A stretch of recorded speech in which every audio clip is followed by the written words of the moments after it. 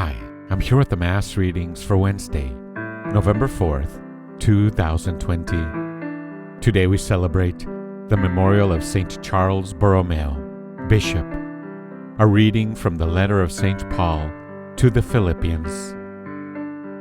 My beloved, obedient as you have always been, not only when I am present, but all the more now when I am absent. Work out your salvation with fear and trembling, for God is the one who, for his good purpose, works in you both to desire and to work. Do everything without grumbling or questioning, that you may be blameless and innocent, children of God without blemish, in the midst of a crooked and perverse generation, among whom you shine like lights in the world, as you hold on to the word of life, so that my boast for the day of Christ may be that I did not run in vain or labor in vain. But even if I am poured out as a libation upon the sacrificial service of your faith, I rejoice and share my joy with all of you. In the same way, you also should rejoice and share your joy with me. The word of the Lord. The responsorial psalm. Today's responsorial psalm is Psalm number 27. The response is, The Lord is my light and my salvation. The Lord is my light and my salvation. The Lord is my light and my salvation. Whom should I fear? The Lord is my life's refuge. Of whom should I be afraid? The Lord is my light and my salvation. One thing I ask of the Lord, this I seek, to dwell in the house of the Lord all the days of my life, that I may gaze on the loveliness of the Lord and contemplate his temple. The Lord is my light and my salvation.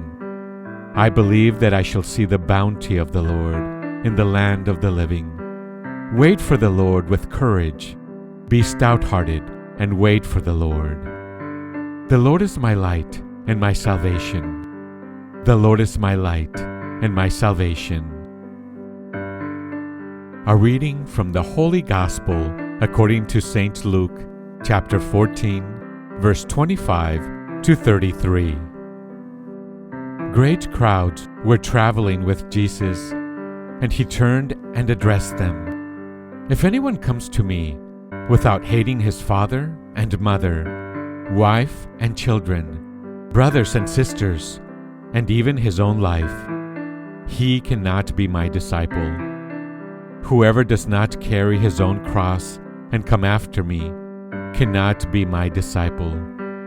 Which of you wishing to construct a tower does not first sit down and calculate the cost to see if there is enough for its completion? Otherwise, after laying the foundation and finding himself unable to finish the work, the onlookers should laugh at him and say, This one began to build, but did not have the resources to finish. Or what king marching into battle would not first sit down and decide whether with 10,000 troops he can successfully oppose another king, advancing upon him with 20,000 troops? But if not, while he is still far away, he will send a delegation to ask for peace terms. In the same way, every one of you who does not renounce all his possessions cannot be my disciple. The Gospel of the Lord. Here are some thoughts on today's scripture. In today's passage, we see Jesus, as was often the case, surrounded by a huge crowd of people. They are all full of enthusiasm and expectation, but Jesus very quickly pulls them up short. If anyone comes after him, Jesus says, and is not prepared to hate father and mother, wife and children, brothers and sisters, and indeed his very own self, he cannot be accepted as a disciple. We have to say that Jesus is not recommending a literal abandonment of one's family. That could be highly irresponsible and a violation of that commandment of universal love. But it is clear that for those who want to be part of Jesus' work, they have to give themselves completely and unconditionally.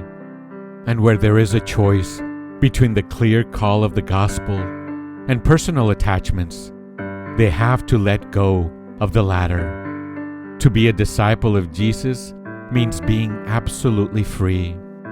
It reminds us of Francis of Assisi, leaving his family and taking off all his rich and fancy clothes to replace them with beggar's rags, and being filled with a tremendous sense of joy and liberation.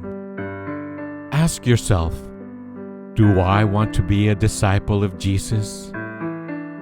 Christ, have mercy on us. Thanks for listening. Have a blessed day.